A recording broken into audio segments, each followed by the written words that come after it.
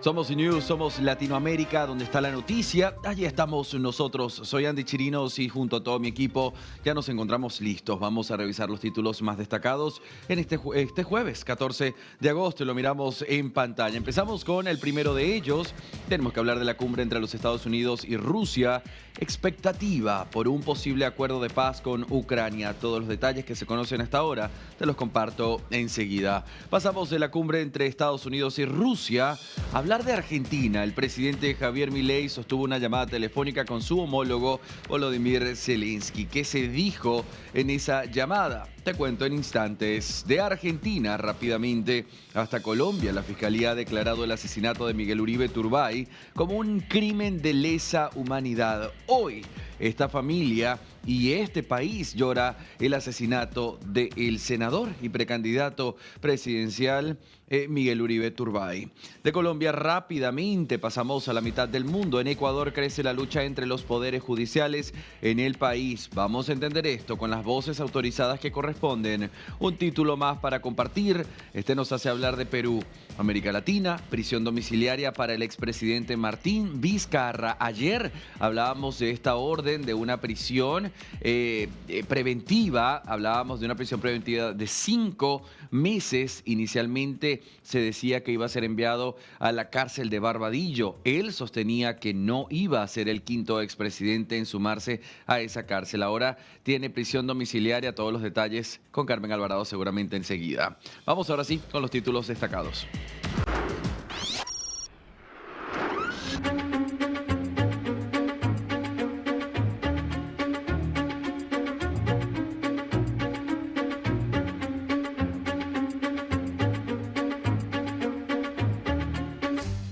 Bien, vamos a hablar de la cumbre entre Trump y Putin mañana 15 de agosto en Alaska. Alaska, territorio que perteneció en un origen a Rusia, pero que posteriormente fue vendido a los Estados Unidos. Se van a reunir en la base militar. El mismo Putin ha dicho en esta oportunidad que cree, que confía en la genuina intención del presidente de los Estados Unidos en llevar a cabo esta reunión para poner un fin a la guerra, al conflicto bélico de estos 3 años y medio. Por otra parte, se conoció que entre los temas de conversación no solamente va a estar el tema de la guerra, sino también otros negocios para reforzar las relaciones bilaterales y económicas entre ambas naciones. Usted dirá, pero en este caso va a invertir, es decir, tiempo y charla el presidente de los Estados Unidos en términos económicos cuando hay una guerra que se está desatando, y Estados Unidos lo dijo.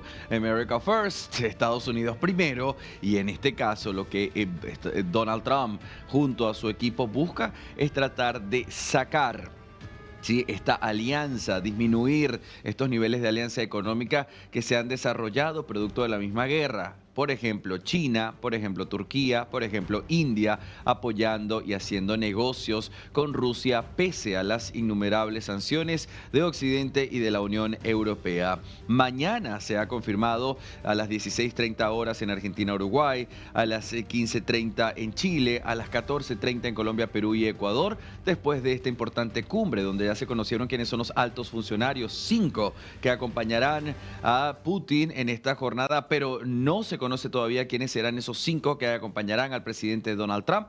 Pues mañana, después de esta importante reunión, van a tener una rueda de prensa donde van a responder a todas las interrogantes. Fíjese, América Latina, que esta situación, esta cumbre, se da para hablar, ¿sí?, de lo que ha sido esta guerra, esta invasión de Rusia sobre territorio ucraniano, donde ya Donald Trump ha dicho en varias oportunidades, tendrán que ceder territorio. Ucrania tendrá que ceder territorio para poner un fin a esta guerra. Entonces, técnicamente, lo que se siente, lo que se percibe en esta reunión de mañana fue haber corrido al nene, al menor de la mesa, para que los adultos puedan conversar sobre esa situación. Veremos lo que mañana se proponga. Ya Ucrania, por su parte, ha dicho ceder cualquier tipo de territorio de Ucrania es no ir por el camino de la paz o de la paz duradera. Recordemos que no solamente basta con poner un fin y un cese de hostilidades a esta guerra, sino que Ucrania necesita garantías. Una de esas garantías no solamente era la presencia militar estadounidense o europea en las fronteras, sino también la adhesión a como diera lugar a la OTAN. Estas son las mismas condiciones que Rusia dice no aceptaremos para poder ir a un acuerdo de paz. Donald Trump, por otra parte, dijo necesito 2 minutos para saber si vamos a alcanzar un acuerdo o no. Veremos si mañana es productiva la situación. No creemos se repita la circunstancia vivida en el salón de la Casa Blanca. ¿Recuerda usted de cuando el mismo presidente de Ucrania chocó con el vicepresidente de Donald Trump, J.D. Vance, y con el mismo presidente? Y esa reunión fue un tanto caótica para Ucrania y que posterior pues mejoró la situación. Veremos si se repite ese escenario o no mañana con el presidente Putin y el presidente de los Estados Unidos, Donald Trump. Por otra parte, a quien ya ha llamado a Putin loco por haber matado de manera innecesaria y sostener esta guerra ridícula e innecesaria, dijo de no encontrarse un acuerdo de paz, de no poner un fin a esta guerra, entonces vamos a ir con sanciones graves. Se asume que van a ser arancelarias, no a Rusia, que ya nada en sanciones de Estados Unidos y Europa. No, estamos hablando de un golpe por debajo de la mesa, en este caso a todo aquel país con sanciones secundarias que haga negocios con Rusia tendrá que recibir estas sanciones estadounidenses. China ya tiene una guerra arancelaria declarada, pero ¿qué pasaría en este caso con India y con Turquía, que han funcionado como el trío que ha apoyado a Rusia en medio de todas estas sanciones en los últimos 3 años y medio, que vaya, ha golpeado a la economía rusa, pero no lo suficiente como para que se cree una bancarrota, sino por el contrario, mostrar que Rusia era tan fuerte como se creía económicamente hablando en un principio.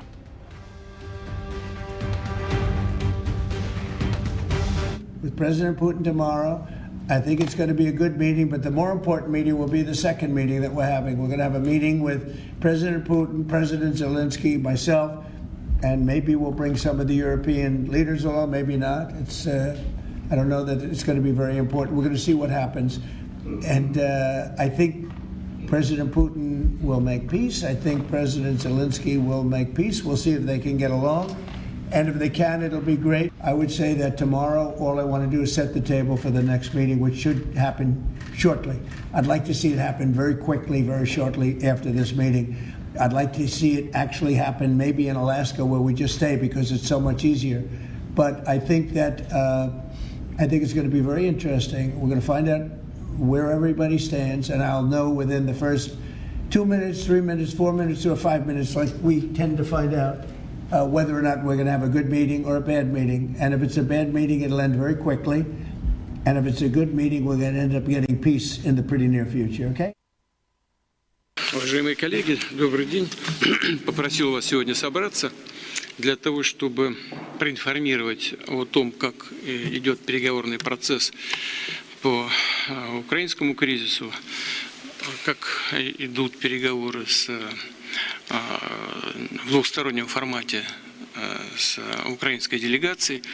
Так или иначе, многие из присутствующих знают, разумеется, в общих чертах, но я расскажу поподробнее. Это первое. И второе, рассказать о том, на каком этапе мы находимся с американской администрацией сегодняшней, которая, как всем хорошо известно, предпринимает, на мой взгляд, достаточно энергичные и искренние усилия для того, чтобы прекратить боевые действия, прекратить кризис и выйти на договоренности, представляющие интерес для всех вовлеченных в этот конфликт сторон, для того, чтобы создать долгосрочные условия мира и между нашими странами, и в Европе, да и в мире в целом, если мы к следующим этапам выйдем на договоренности в области контроля над стратегическими наступательными вооружениями. Это то, что я хотел сказать в начале.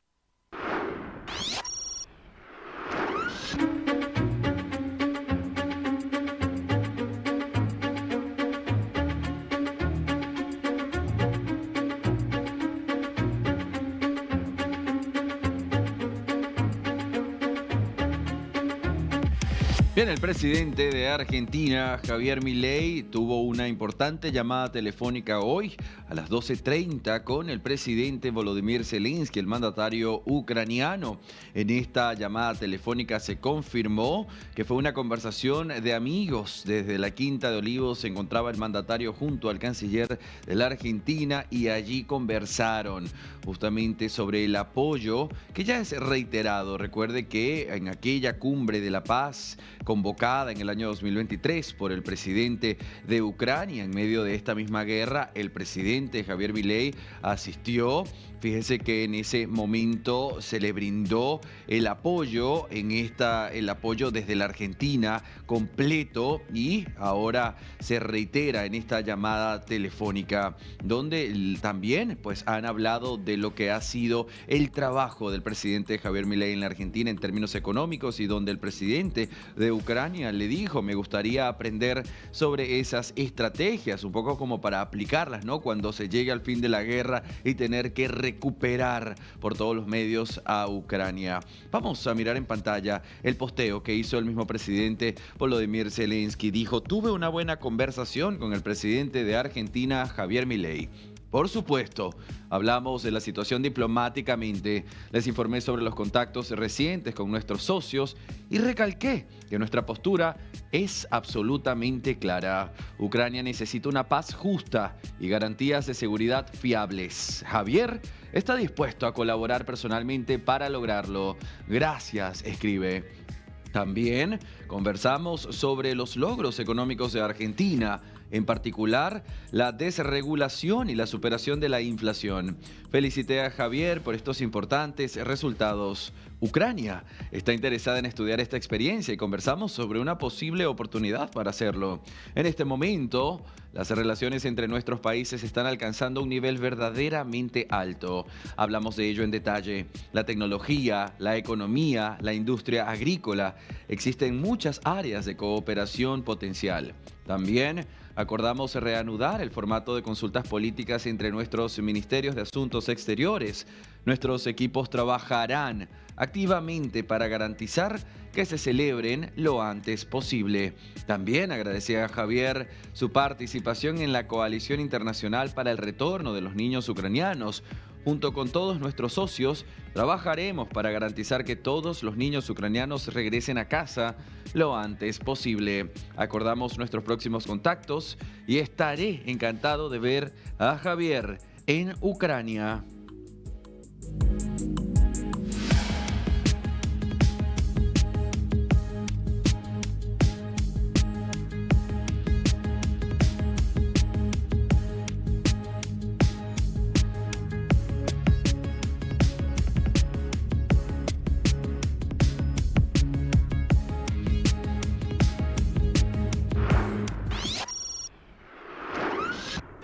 Seguimos recorriendo la región, nos vamos hasta la mitad del mundo, en Ecuador. César García Vélez nos brinda los detalles sobre la tensión entre el Poder Ejecutivo y la Asamblea en el país. César, compañero, contigo.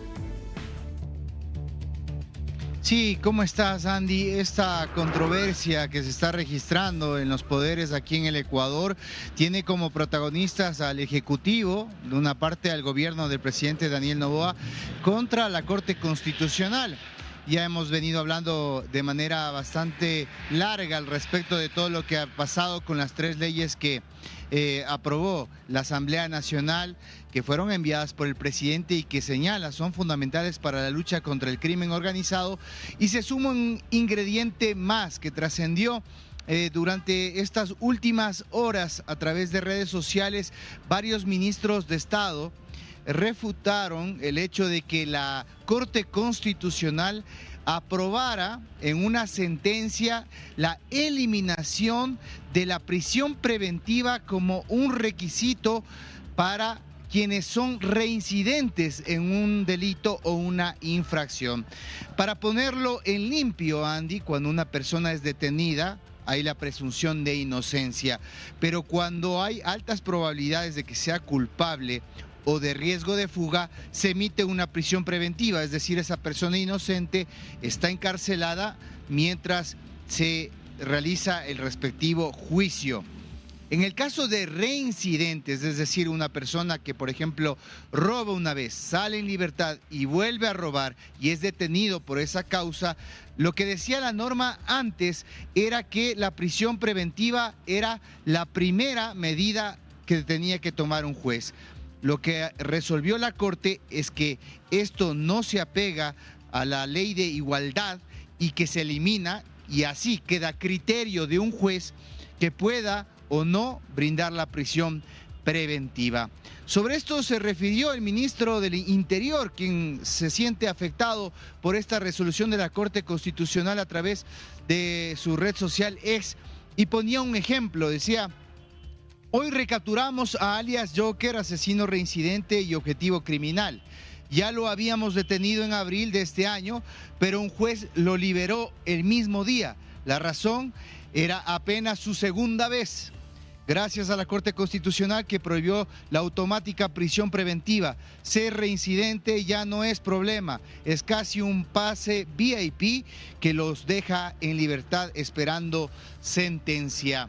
Este era el ejemplo que ponía el ministro del Interior, Andy, ante esta decisión, que es un ingrediente más en esta lucha que está librándose entre el Ejecutivo, que tiene una visión de cómo se debe manejar el tema de la seguridad en el país y cuáles son las leyes que se necesitan, versus una Corte Constitucional que trata de apegarse al tema que dice la Constitución y de los derechos humanos, que obviamente en muchos países en este momento están en debate. César, ayúdanos a entender. Ayer también hablábamos de lo que era esta manifestación liderada por el mismo presidente Daniel Noboa, y tú y yo lo decíamos. Se ve una vez más la legitimación al presidente Daniel Noboa, quien fue escogido por amplia mayoría, con un pueblo que respondió a este llamado. Durante toda esa manifestación vimos fotografías de los 9 jueces de la Corte Constitucional, es decir, una manera de presionar. Ahora ayúdanos a entender, compañero, esta confrontación que existe entre el Poder Judicial y el Poder Ejecutivo.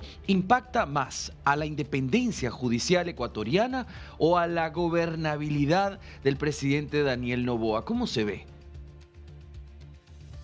Bueno, la gobernabilidad de hecho se ha visto fortalecida durante este segundo mandato del presidente Daniel Noboa, teniendo una asamblea que ha aprobado, de hecho, estas 3 últimas leyes de manera récord, muy rápido. Sí. Esto da cuenta que hay un consenso en el interior de las fuerzas, pero lo que pasa es que la Constitución del año 2008, Andy, que fue fundada con el espíritu progresista del gobierno de aquel entonces, del expresidente Rafael Correa, tenía una visión, y además la realidad que sufre el país actualmente ha cambiado. Hoy tenemos organizaciones transnacionales, delincuentes que han usado cada resquicio que la ley tiene para usarla a su favor. Nos termina quedando corta en muchos sentidos, y por eso el presidente necesita herramientas, según lo ha argumentado él, para cambiar esa legislación, y la Constitución se lo impide. ¿Quién es la que hace respetar la Constitución? La Corte Constitucional acá en el Ecuador, y de ahí la confrontación que se está generando. ¿Habrá que ir a una asamblea constituyente para reformar la Constitución? Muchos analistas señalan que ese sería el camino ideal, ya que el papel de la Corte está limitado a lo que está escrito en la ley, y más allá de la Constitución no hay absolutamente nada, Andy. Ahora, César, ¿cómo responde, compañero, en este caso, la opinión pública, la del ciudadano de a pie ante esta situación? ¿Y cómo responde la oposición de Daniel Noboa ante esta situación? Bueno, la ciudadanía lo único que sabe y responde es ante lo que pasa en el día a día. Asesinatos, crímenes, extorsiones, delincuentes que entran por una puerta rotatoria y salen nuevamente en libertad. Y sobre eso la ciudadanía quiere resultados. Resultados que el presidente busca brindar con la implementación de nueva legislación. Pero, por otra parte, la Constitución lo limita. ¿Qué es lo que dice la oposición? Que el presidente tiene que respetar la Constitución. De hecho, en todo Estado democrático así hay que hacerlo. Y en ese momento se encuentra un gran dilema: la legalidad o la realidad. Muchos han señalado que la realidad termina superando la legalidad. Lo cierto es que en un régimen democrático esto es criticado incluso por organismos internacionales. Ayer lo hablaba contigo, la CIDH ya se pronunció. Sí. Y estamos en una circunstancia muy similar como la que enfrentó Bukele en muchos momentos, en donde el mundo rechaza ciertas medidas tomadas por el presidente salvadoreño, pero que han dado buenos resultados en reducir los índices delincuenciales. Acá todavía tenemos más de 4.000 muertes violentas y se espera que este año cierren con 10.000. Esperaremos a que sigan muriendo más ecuatorianos. Las ideas están planteadas y el debate está en el espectro de la sociedad y de la clase política y en este momento constitucional. Bien, César, te agradezco, compañero, como siempre, por dejarnos el panorama ecuatoriano muy claro. Vamos a seguir recorriendo la región. Nos vemos en la emisión central.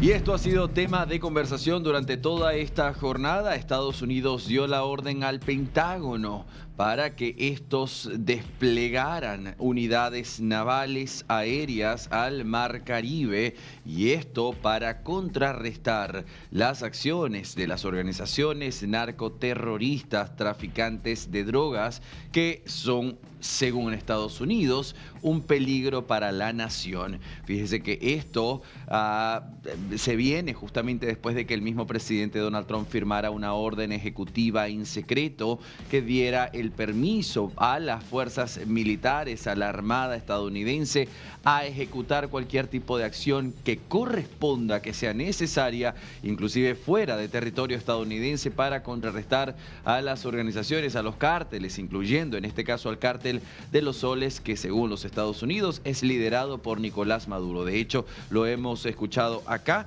El mismo Marco Rubio, el jefe de la diplomacia estadounidense, ha dicho que Nicolás Maduro no es un presidente, es alguien ilegítimo, pero que ahora lo están tratando no como un líder de una pandilla, sino por el contrario, como el líder del cártel de los Soles. Esto es una banda, según los Estados Unidos, narcoterrorista. Estados Unidos ha iniciado este despliegue de fuerzas aéreas y navales al Mar Caribe meridional, y esto para contrarrestar las amenazas de los cárteles de la droga latinoamericanos. Las fuentes han precisado que Donald Trump ha planteado la utilización del ejército para combatir organizaciones de narcotráfico designadas como terroristas globales. El Departamento de Defensa estadounidense inició la orden del desplazamiento de efectivos y unidades navales hacia el sur del Mar Caribe. Esto, según las fuentes confirmadas, es un despliegue que tiene como objetivo afrontar amenazas a la seguridad nacional de los Estados Unidos proveniente de organizaciones narcoterroristas, especialmente designadas en la región. Esto trajo como resultado, por supuesto, que desde Venezuela, el ministro de Interior, Justicia y Paz, Diosdado Cabello, el mismo Nicolás Maduro, hayan dicho que no se atrevan los de Estados Unidos a atacar o a hacer alguna de estas acciones a territorio venezolano, pues ellos, o esto implicaría, según ellos, el inicio del fin del imperio estadounidense, es lo que han sostenido. También el mismo Diosdado Cabello dijo: el Mar Caribe es nuestro, y también tenemos allí nuestras lanchas, nuestros botes desplegados. América Latina, esto es noticia en desarrollo. Veremos cuál es el siguiente paso de los Estados Unidos, veremos cuál es el siguiente paso de Venezuela. Recuerde que a su vez la misma María Corina Machado también ha dicho en un importante mensaje a la cadena estadounidense Fox News, lo ha hecho en inglés, en un fluido y perfecto inglés, que ellos están listos para aceptar la transición pacífica de Venezuela.